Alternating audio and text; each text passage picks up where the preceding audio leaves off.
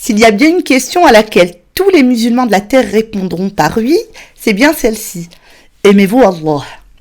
Alhamdulillah, Allah est notre créateur qui nous a couverts de tant de bienfaits qu'on ne saurait le remercier. Et c'est celui qui a préparé un paradis aussi vaste que les cieux et la terre pour nous rétribuer le jour du jugement dernier. Mais permettez-moi de poser une seconde question. Que connaissez-vous d'Allah? Qui est Allah? Pouvez-vous me parler d'Allah pendant une trentaine de minutes?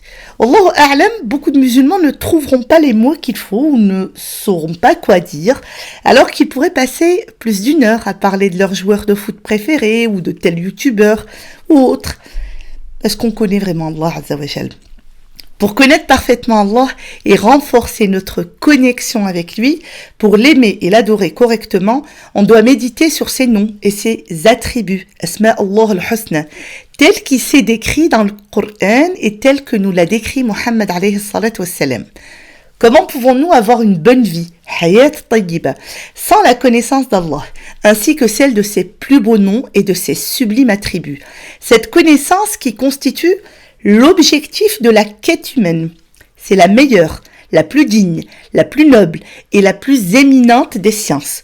Pour atteindre ce but, nos pieux prédécesseurs, as-Sahaba, se sont retroussés les manches, car ils avaient compris que grâce à cette connaissance, le serviteur jouit d'une vie agréable. Hayat tayyiba. La vie de l'homme ne s'opère qu'au travers de celle de son cœur et de son âme. Et son cœur n'a de vie que s'il connaît son Créateur. L'aime, n'adore que lui, retourne vers lui, trouve la sérénité dans son rappel et vit dans son intimité. Et quiconque perd cette connaissance perd tout le bien, même si on cherchait à compenser ce dommage par tout ce qu'il y a de plus beau et de plus précieux dans ce bas monde. Nous sommes des êtres spirituels qui sommes sur terre pour vivre une mission unique. Ibadatullahi azza wa jal. Adorer Allah. Allah dit dans le Coran, dans sourate Ad-Dariyat, et je n'ai créé les djinns et les hommes que pour m'adorer. Wa ma khalaqtul jinna wal ins illa liya'budun. Et l'adoration doit être constituée de deux parties. Du savoir et de l'acte. Savoir comment faire sa prière, comment faire le hajj, se comporter avec ses parents, verser sa zakat, etc. Mais principalement savoir qui est Allah que j'adore. La société moderne dans laquelle nous vivons tente de nous éloigner de notre mission spirituelle en tentant de nous faire croire que nous sommes des êtres matériels qui devons toujours gagner plus. On fait une mauvaise hiérarchie de nos priorités. Les études, le travail, la maison, l'argent. Et puis, quand il nous reste un peu de temps, on se retourne vers Allah. Subhanallah. Honnêtement, l'argent a-t-il déjà pu remplacer la baraka d'Allah? Le bonheur de sentir son cœur s'apaiser après une prière sincère? Ou le sentiment de n'être jamais seul car on ressent pleinement la présence d'Allah Azza wa Jal? Il faut se recentrer et corriger nos priorités, notre hiérarchie dans la vie et se recentrer sur l'essentiel, la connaissance d'Allah Azza wa Jal. La marche vers Allah par la voie des noms et des attributs est une entreprise formidable. En effet, au bout du chemin, le bonheur sera donné au voyageur qui sera allongé dans son lit sans qu'il ne soit fatigué ni épuisé.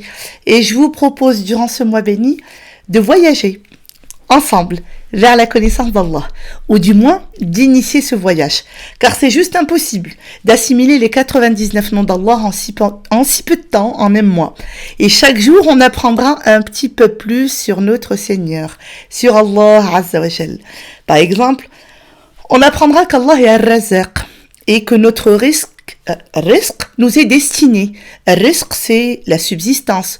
Donc, notre conjoint nous est destiné, nos enfants nous sont destinés, notre maison nous est destinée. Et même la date de notre mort nous est destinée. Alors pourquoi est-ce qu'on est toujours stressé, déprimé, en pensant que les autres ont des choses que nous, on n'a pas, subhanallah. On doit se concentrer sur notre foi et ce qui nous est destiné viendra à nous en temps voulu par Allah. Allah Azza wa Jal dit « قُلْ مَا عِنْدَ اللَّهِ خَيْرٌ مِنَ اللَّهْوِ وَمِنَ التِّجَارَةِ وَاللَّهُ خَيْرُ الرَّازِقِينَ » Ce qui est auprès d'Allah est bien meilleur que l'amusement et le commerce, et Allah est le meilleur des pourvoyeurs. Subhanallah, on saura par exemple qu'Allah est Al-Mu'min, le sécurisant. Tu peux avoir une belle maison, une belle voiture, de beaux vêtements et faire de beaux voyages, mais ce n'est pas ça qui te rendra heureux, car la paix du cœur ne s'achète pas. C'est Allah qui a le pouvoir d'apaiser les cœurs, de nous réconcilier avec les autres, de nous permettre d'être épanouis dans le couple, de réussir l'éducation de nos enfants, de réussir nos projets. Alors si on veut combler le vide que nous ressentons et sentir nos cœurs apposés, on doit se rapprocher de qui? Du sécurisant, Al-Mu'min, Allah. On saura qu'Allah est omniscient, Sami', l'entendant, Basir, le clairvoyant. Subhanallah, il sait tout, il entend tout et il voit tout. Allah sait tout ce que nous portons au fond de nous. Et ce que nous cachons par des sourires en faisant croire aux autres que tout va bien pour nous. Allah sait toutes les épreuves que nous avons traversées et que nous continuons de vivre. Il nous voit quand nous sommes seuls. Allah est témoin de toutes les injustices que nous avons subies. Il dit par exemple dans le Coran, sourate Al-Baqarah, وَاعْلَمُوا أَنَّ اللَّهَ سَمِيعٌ عَلِيمٌ. Sachez que Dieu entend tout et sait tout. Subhanallah. وَاعْلَمُوا أَنَّ اللَّهَ يَعْلَمُ مَا فِي أَنفُسِكُمْ فَاحْذَرُوهُ. Sachez que Dieu connaît toutes vos pensées. Craignez-le. La connaissance des noms d'Allah est une science bénie qui rapporte énormément d'avantages et de bénéfices. Premièrement, on a déjà dit que c'était la plus grande, la plus méritoire, la plus élevée et la plus éminente des sciences. Sa sublimité procède de la noblesse de ce qu'elle permet de connaître, Allah. Deuxièmement, la connaissance d'Allah invite à l'aimer, à l'exalter, à le vénérer. Et plus cette science est ancrée chez le serviteur, plus il se retourne vers son Créateur, apprend à le craindre, à le redouter, à le solliciter et à œuvrer sincèrement, se soumettre à lui et à sa foi, subhanallah, et à sa loi. Il observera alors son commandement et s'éloignera de ses interdits. Et troisièmement, Allah aime ses noms et attributs. Il désire que leurs effets se manifestent au sein de sa création. Par exemple, il est un, wahid, witr, et il apprécie ce qui est impair. Allah witrun wa yuhibbul witr, subhanallah. Il est beau, il affectionne la beauté. Allahu jamilun wa yuhibbul jamal. Il est savant et il estime les ulama et ceux qui vont vers le savoir. D'ailleurs, celui qui emprunte un chemin pour acquérir un savoir, Allah lui facilite par cela un chemin vers le paradis. Allah est généreux et il chérit ceux qui le sont, au point où chacun de nous sera sous l'ombre de son aumône le jour du jugement dernier. Subhanallah. Le croyant fort est meilleur que le faible auprès de lui. Allah est pudique, il apprécie les gens qui manifestent de la pudeur. Allah est pardonneur, il aime ceux qui se repentent. Allah est reconnaissant, il tient à ceux qui remercient les autres. Allah est véridique, il aime les gens véridiques. Allah est miséricordieux, subhanallah, et il accorde sa miséricorde à ceux qui sont compatissants. Allah recouvre les péchés et il aime ceux qui cachent les défauts de ses serviteurs, subhanallah. Allah rétribue ses serviteurs en fonction de ses propres attributs, selon qu'ils sont présents ou absents chez eux. Il s'agit d'un chapitre très vaste qui indique la noblesse et le mérite de cette science.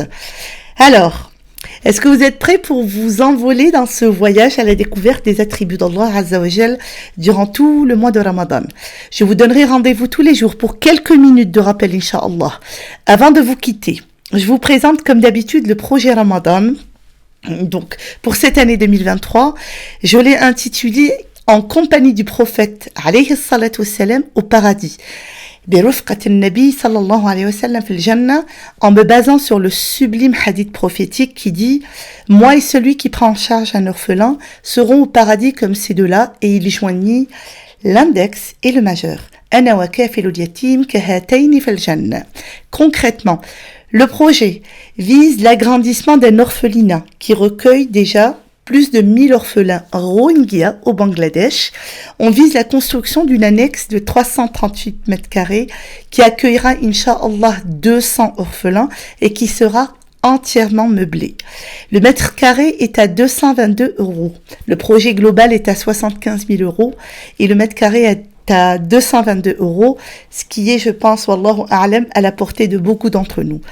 Les deux liens de cette collecte, donc le Cotiseup et directement sur la page web d'Amenati, seront sur mon Instagram, naïma.puis, sur mon YouTube et Facebook, Je veux comprendre l'islam, sur mon WhatsApp et pour toutes les personnes qui souhaiteraient participer par chèque, virement ou autre, je vous laisse mon adresse mail, donc naïma.puis, puits@gmail.com.